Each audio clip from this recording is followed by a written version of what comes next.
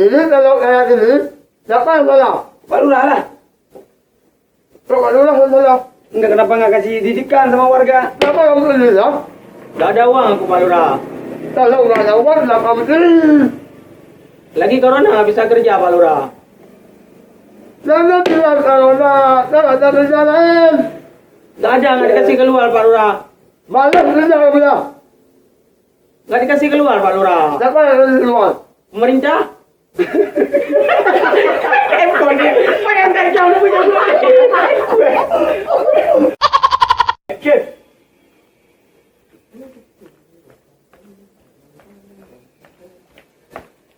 Dodot, Menindo. Tadi HP siapa kau? Laptop siapa tadi? Ulang. Kau lupa HP berat dalam tong. Kita manggil. Dodot. Menindo. Tadi laptop siapa? Laptop saya. Yang buat tuh kau ngomong laptop siapa tadi? Laptop saya.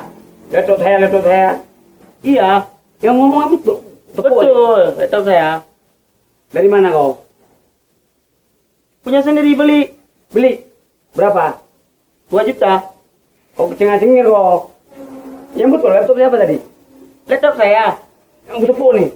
Jangan maaf bang. Laptop siapa? Tadi laptop mungkin aku curi.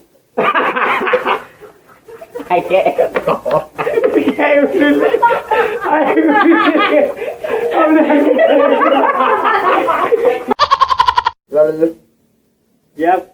Action. kamu malas kerja. Kerja kamu kerja.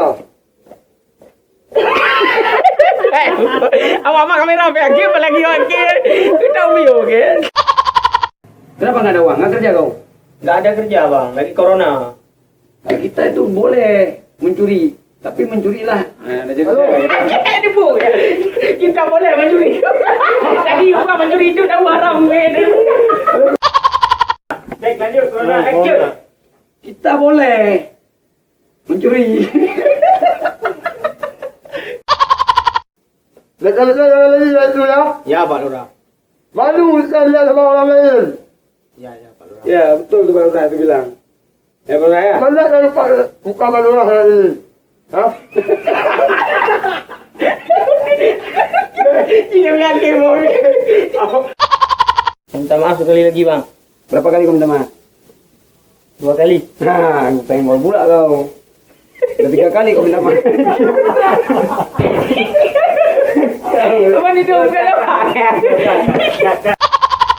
Ya udah. Pulang sekarang. Ya besok pulang. Kalau dah siap lagi baru datang sama Pak Lurah. Ya udah pulang. Pak Lurah best deh. Besok.